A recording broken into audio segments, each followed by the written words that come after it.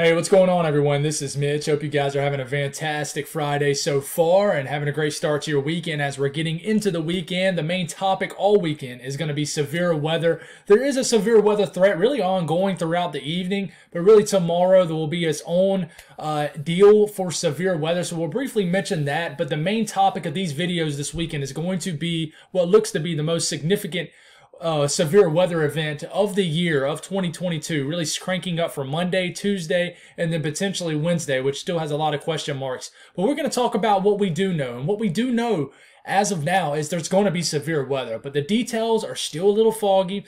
But I really think as we get into tomorrow, we get into these short-range models and we'll even have a better idea what's going to happen. So stick with me all week and we'll have you covered here. If you guys have not subscribed, definitely consider doing that. It goes a long way, guys, and I really appreciate the ongoing support, people who continue to tune in regardless of what's going on in the weather world. If you guys have ever considered joining my channel, it's a great way to support me monthly, and it's just a way to help monthly to what I do here. Storm chasing season is really about to ramp up, so all things like occasionally donating to PayPal or joining the channel, it all goes to things like that. And I really appreciate people who just occasionally out of nowhere give. They don't say nothing and they just give, and it really goes a long way. So I really appreciate people who do that. I really do. If you guys got anything I can pray about, please put it in the comments below. Continue to do that. It gives me an opportunity to pray over them. Gives others an opportunity to do so too. So let's get going here. Let's take a look at what is going on here. We're still dealing with this upper trough. In fact, I just saw in a place in Missouri, I believe, where there was a tornado. A very weak one. It looked like it was kind of out in the middle of a field, but a very weak noodle, what we call, which is a weaker, smaller, skinnier tornado. But those in response to those cold core storms firing up in this area right along the low pressure.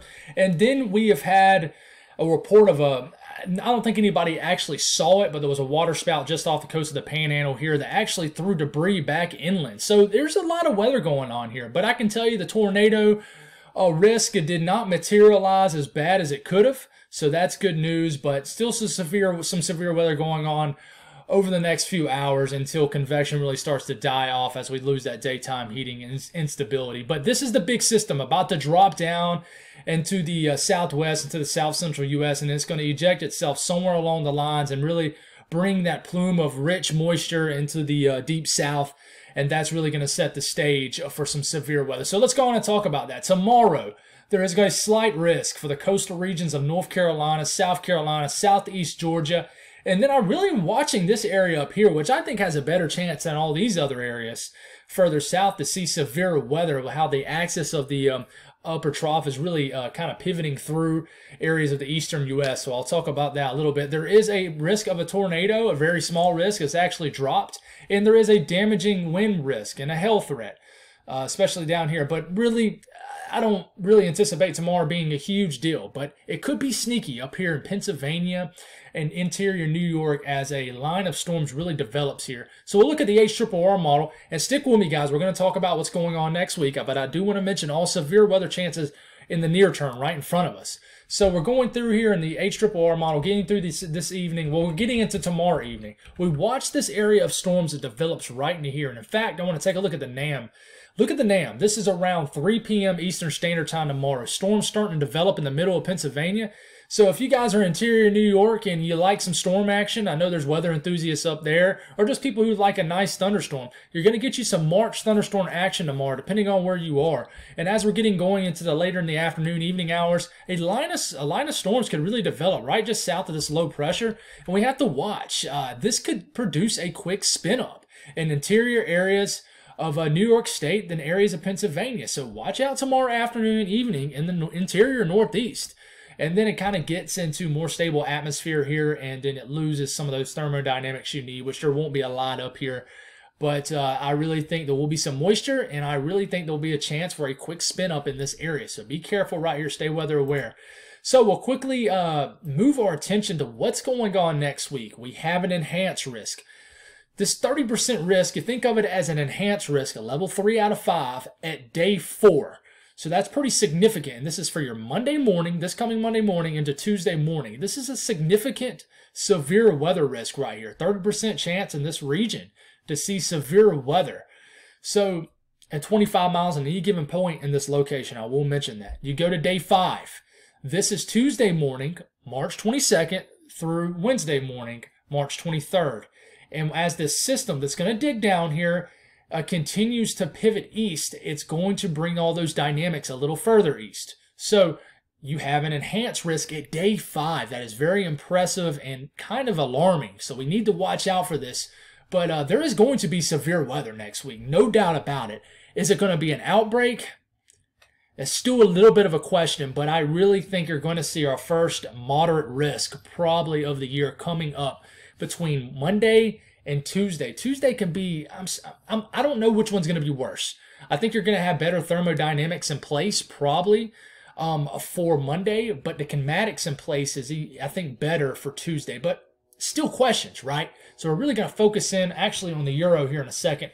But there is a risk for day 6, a 15% risk, which is basically a slight risk at day 6. So this is in response to the same system. So you're getting into areas of Alabama, Georgia, the Panhandle of Florida, more severe weather coming late next work week. So what's going on? Well, we'll start this really Monday morning. And here it comes. That system that you're seeing right here is this system right there. So this is a big time upper trough. Upper level low gets cut off in the mainstream. It pivots through here. And then what it's going to do is bring these winds out the southwest and south right here. And then you have winds pushing from the direct west, clashing with winds coming out the south. You're going to have some shear, obviously, with that kind of setup. But more importantly, you're going to have those dew points, those higher dew points, that really good low-level moisture that surges into eastern Texas and Louisiana. That's going to promote a thermodynamic and the dynamics for severe weather. So that is the scary thing. This will continue to move into Tuesday. It slowly moves, whether it's moving northeast, wherever it moves, still, you're going to get that tail end of that low-level jet that moves into these regions right here, pulls that low-level moisture, that big-time, deep moisture, moist sector that really digs and gets going here in Mississippi. And the severe weather threat just continues throughout next week. So we'll take a look at what's going on. This is the mid-level jet in response to this upper trough digging, or this low-level jet. I'm sorry, this low-level, this upper-level low. Upper-level low. Let's get my words right and slow down a little bit here. But this is a big-time mid-level jet, and this pushing as we're getting into Monday afternoon, Monday evening. You got a mid-level jet pushing anywhere from 50 to 60 to 70, 80 knots, just depending on your location here. And we keep this going here, and you see where these isobars are closed. That's where our low pressure is, right? So just east and southeast of this, it's going to be where your low-level jet, mid-level jet clash, and puts a spin to the atmosphere. A lot of kinematics in place. Kinematics meaning that wind energy, that winds aloft that really turn these updrafts and has the chance to produce tornadoes. So we'll go on and switch to this.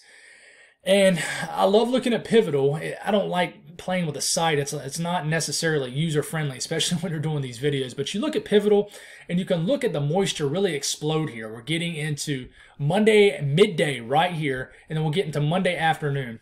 Look at all this moisture. You see these high, bright colors, these yellows, these oranges. That tells us that there's going to be storms in this region right here. This is for Monday afternoon, this coming Monday. So you can see the explosive storm development. This continues. And then it looks exactly like you would think it would look like. As you get into the evening hours, it develops more into a linear look, and then it'll completely stabilize probably in the overnight hours, maybe in Arkansas, Louisiana, something like that, and then materialize into more of a discrete setup, discrete supercells. But we'll look at this, and we'll take a look at the low-level moisture in this region, and we'll start this Monday morning, getting into Monday midday, and look at that moist sector. Moist sector meaning look at those dew points into the 60s, close to 70 way down here, right in this region where that 30% enhanced risk is. This is a pretty massive moist sector building into this region, throwing all that moisture you need for severe weather. And in response to all this high-end moisture, you get high-end Cape. That really builds into this region. I really think the Cape will be the highest Monday compared to Tuesday, but we'll stop this for around Tuesday afternoon, Tuesday evening for Eastern Texas, and you got Cape values reaching, and this is mixed layer Cape reaching, well over 1,500, 1,000 joules per kilogram, close to 2,000 joules per kilogram down here. But how will the low-level jet be down here? So you have to mash all these dynamics together, kinematics, thermodynamics, wherever they're the highest in one specific area, and they come together on average to be the highest both ends. That's where you have the highest tornado threat. Now, there is a lot more that goes into severe weather besides the three things I seem to always mention, which is Cape, dew points, low-level jet, things like that. There's also things like mid-level. There's things like lapse rates, which how much dry air do you have in the atmosphere. That helps for systems to become a little bit more discreet when you have that dry air that punches through the upper layers of the atmosphere.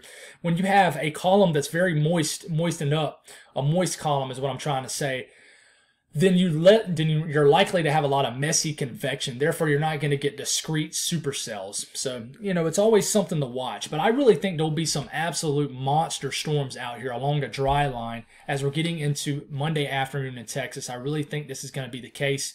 And there's going to be some photogenic tornadoes and just storms in general.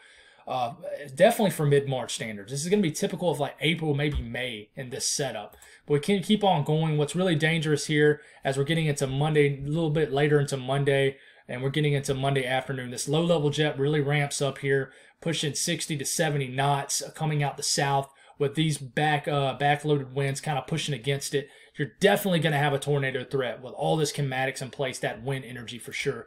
We scoot to Tuesday. And we kind of look at the European as far as the precipitation. Same kind of deal. We start this off Tuesday morning. A lot of convection in Louisiana, probably in Arkansas. And you keep this going here. We keep these panels going. And if it would go for me, here we go. This is why I don't like Pivotal. It is not user-friendly. We keep this going here. It looks like a line, but then you start to get some discrete cells in Mississippi. Watch out, Mississippi Tuesday. I really think you guys could get a nasty severe weather threat. And I've been mentioning chasing. I think if I'm going to chase next week, it's probably going to be Tuesday into Wednesday. It's very hard for me, having a family, things like that, financial situation, how expensive gas is, for me to drive all the way to Eastern Texas Monday.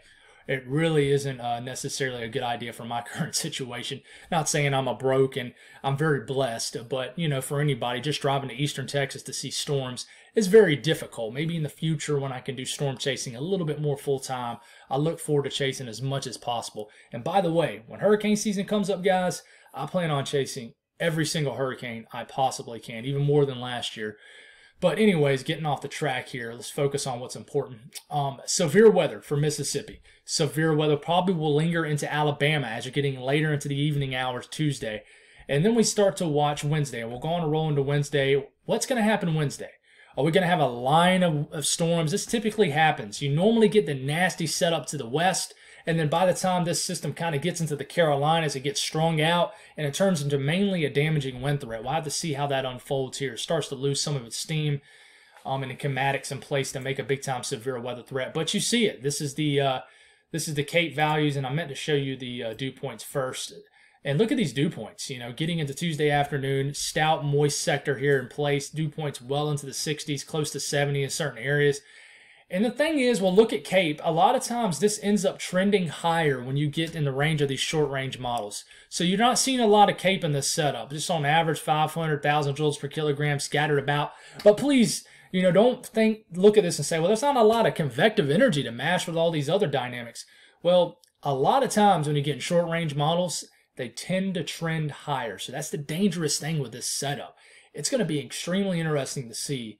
And I'm not saying interesting like I'm really happy to see it, but it's going to be interesting to see just how it's going to unfold when we get to these short-range models. I really think we're going to start to get into them a little bit tomorrow evening around this time. So last thing we'll look at here is that low-level jet screaming over this region. And I honestly think there will be a more stout low-level jet across the Tuesday risk as opposed to the Monday risk. You're going to have a screaming low-level jet pushing 70 to 80 knots over Mississippi.